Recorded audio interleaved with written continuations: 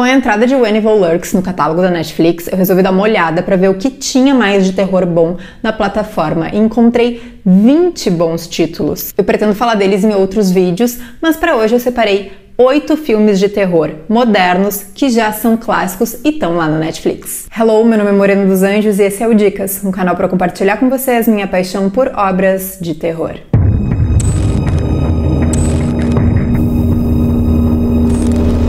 Antes de começar o vídeo, se inscreva, deixa o like e ativa o sininho. Isso ajuda muito na divulgação do canal e o YouTube entende que tu gosta do conteúdo daqui e manda todas as notificações. Já aviso que esse é um vídeo de lista, então não tem spoiler, eu não vou me aprofundar nas obras. Todos os filmes aqui são a partir dos anos 2000, por isso eu disse que eles são modernos, mas clássicos, porque se eu fosse chamar só de clássicos, entrariam ali no mesmo saco de O Exorcista, O Massacre da Serra Elétrica, A Profecia, que são bem mais antigos. Então, seguindo por essa linha e numa ordem cronológica de estreia, nós começamos por Resident Evil, de 2002. Na história, um vírus é solto propositalmente dentro de um gigantesco laboratório da Umbrella Corporation, uma empresa poderosíssima. Como mecanismo de defesa, o laboratório é selado e todos que estão lá dentro morrem para que esse vírus não escape. É então que conhecemos Alice, uma funcionária da Umbrella que precisa ir até o local para ver o que está acontecendo. A deadly virus capable of contaminating the entire world has been released.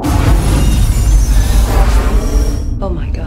Resident Evil foi dirigido e escrito por Paul W.S. Anderson e é baseado numa saga de jogos de videogame de mesmo nome e, embora não tenha ido tão bem com os críticos de cinema, foi muito bem com o público. Ele rendeu uma extensa franquia de filmes que eu já não posso dizer que são tão legais quanto esse primeiro, a não ser o 2, que eu gosto bastante, e inclusive já fiz vídeo de toda essa saga há bastante tempo aqui no canal, mas vale a pena dar uma conferida. Mas independente disso, de ser uma franquia, de ter feito sucesso com os críticos de cinema ou não, Resident Evil, o primeiro, é memorável. Ele tem uma história interessante, um ritmo acelerado, crescente, personagens icônicos. A gente fica envolvido assistindo, eu já vi 1, 2, 3 e se for o caso, eu vejo de novo. Resident Evil tem mais ou menos 1h40 de duração e pra mim é um clássico que não será esquecido.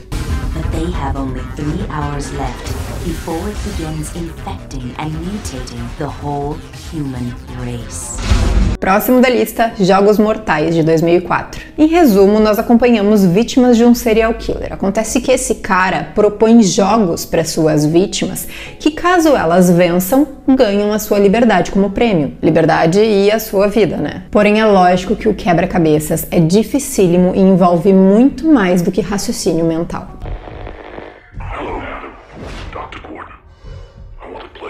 Jogos Mortais foi dirigido e coescrito por James Wan e a real é que dispensa apresentações, né? Ele deu uma popularizada no gore, no sangue, nas pessoas sendo cortada, dilacerada. Eu acho que isso aconteceu porque ele acaba sendo mais do que apenas uma sangueira, né? A história é muito interessante, complexa, inteligente. Sem falar do final, né? Um plot twist inimaginável que vai ficar marcado aí por gerações e gerações. Eu duvido alguém ter assistido de primeira e ter pensado que era aquilo ali que ia acontecer. Inclusive, ele entrou pra minha lista de melhores plot twists do cinema de horror. No entanto, ele também rendeu muitas sequências que, pra mim, até o filme 3 são boas, né? O 2 e o 3 eu acho bons filmes, que por sinal também estão no catálogo e eu não me lembro, tem mais da sequência de filmes que tá lá também. Mas assim, se tu ainda não assistiu só esse primeiro filme, Jogos Mortais, vale a pena. Ah, isso tu não tem problema com o gore, né? Com a sangueira. Ele tem mais ou menos 1h40 de duração.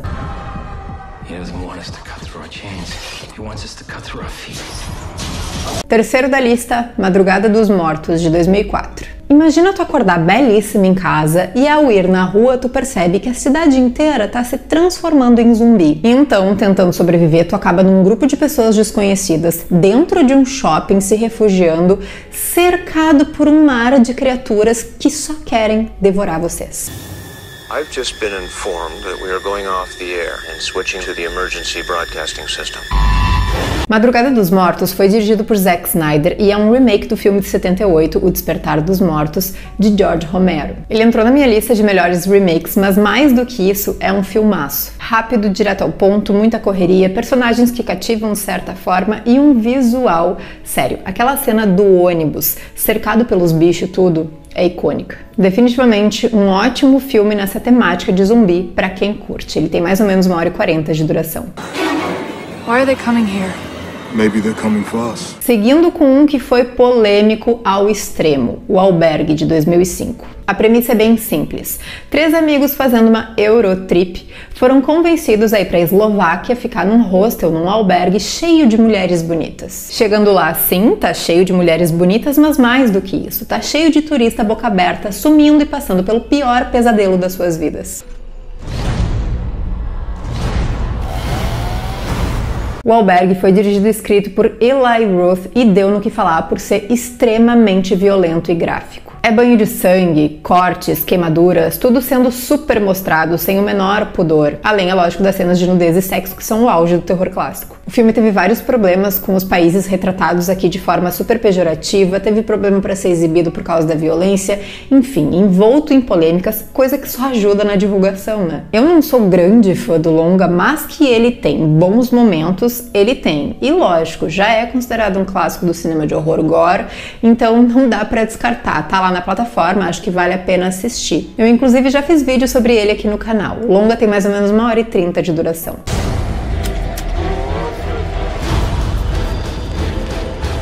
Quinto da lista, O Nevoeiro, de 2007. Uma cidade, após passar por uma forte tempestade devastadora, amanhece envolta numa neblina. David vai com seu filho pro mercado comprar comida, porque tem, previsão de mais temporal por aí. Porém, esse nevoeiro se intensifica, sendo impossível enxergar qualquer coisa na rua. E o pior, parece que tem algo violento e assustador do lado de fora, fazendo ele, seu filho e mais dezenas de pessoas ficarem presas no estabelecimento. What's going on? It's death.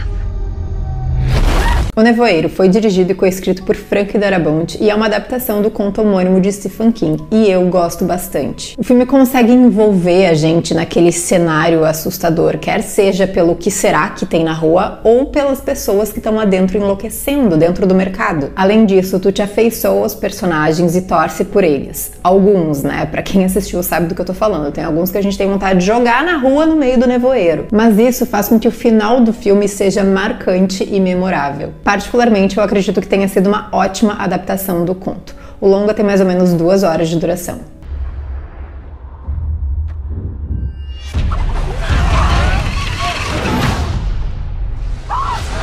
Próximo da lista, Creep, de 2014. Aaron é um cinegrafista mal das pernas de grana que aceita um job de ir para uma cabana no meio de uma floresta, assim, aquele cenário típico, com o Joseph, que mora lá. O Joseph tem um tumor cerebral e tá com medo de morrer antes do filho nascer, a esposa tá grávida, então ele quer fazer um filme, pra essa criança. Até aí, tudo bem. Acontece que esse cara é muito estranho e coloca o Aaron em situações perigosas e constrangedoras. Mas é quando o Joseph confessa um crime que o nosso cineasta resolve ir embora, e é lógico que não vai ser tão fácil. I'm assuming you're Aaron. Yeah, I'm Aaron. Nice to meet you. Joseph. Oh my god. Oh my god. This is gonna be a good day. Creep foi dirigido por Patrick Bryce, que interpreta o Aaron, e coescrito por ele e por Mark Duplass, que faz o Joseph. Eu já acho isso o suficiente para tornar o filme interessante, mas o fato dele ser um found footage bem dirigido torna tudo mais legal. Esse é aquele filme de terror curtinho que tu fica agoniado o tempo inteiro, torce pelo personagem, fica irritado com as atitudes burras dele, e definitivamente ali pelo meio acontece um negócio e aí tu pensa, tá, o que mais vai rolar a partir daí? Então tu quer ver até o final. Creep tem um segundo filme que é bem legal também, mas agora em junho desse ano o Duplass anunciou que vai ter um The Creep Tapes, uma série de meia hora ambientada no universo da franquia, e eu tô bem animada. Creep tem mais ou menos 1h20 de duração.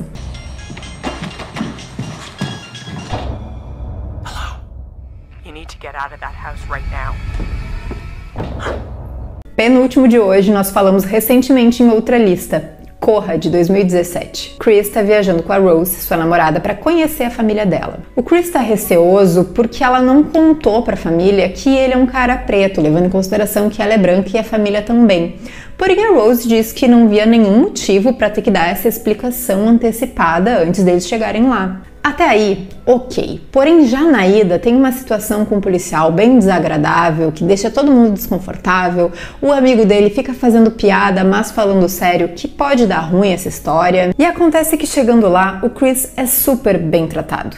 Bem demais. E isso faz com que ele e a gente desconfie que tem algo muito errado acontecendo ali. So you guys coming up from the city? Yeah, we're just heading up for the weekend. Can I see your license, please? He wasn't driving. I didn't ask who was driving, I asked to see his... Corra foi dirigido e escrito por Jordan Peele e com certeza se tornou um clássico já. Ele traz essa temática do racismo, que é um terror real pro âmbito ficcional. Ele é super bem dirigido, cheio de momentos tensos, angustiantes que te envolvem do início ao fim. Eu gosto bastante, tem um ritmo crescente, alívio cômico na medida, tu fica querendo saber o que vai acontecer no final, filmaço. Corra tem mais ou menos 1h40 de duração.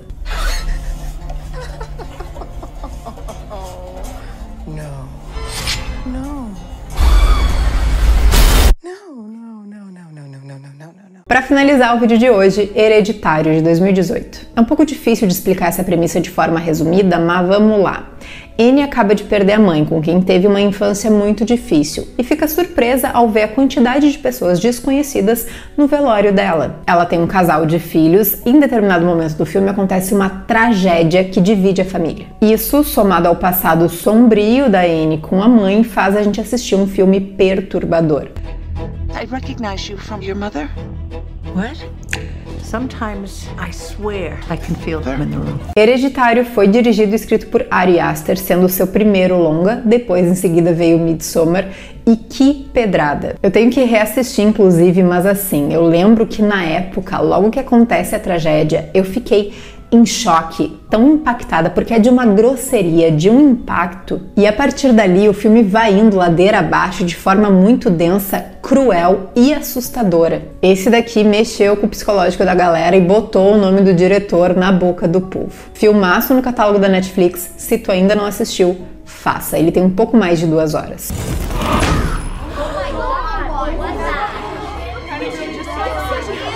Gente, essa foi a lista de hoje, espero que tenham gostado. Acho que é sempre bom, né, a gente dar uma visitada aí nos streamings e ver o que tá rolando mais acessível. Considero esses 8 bons filmes de verdade e depois vou fazer uma outra listinha com outros que eu vi por lá também. Contem aqui nos comentários quais desses vocês já assistiram, quais gostam e quais não. Me sigam lá no Instagram, @morenodosanjos, Dicas dos Anjos Oficial também. Muito obrigada por terem assistido até aqui e até a próxima.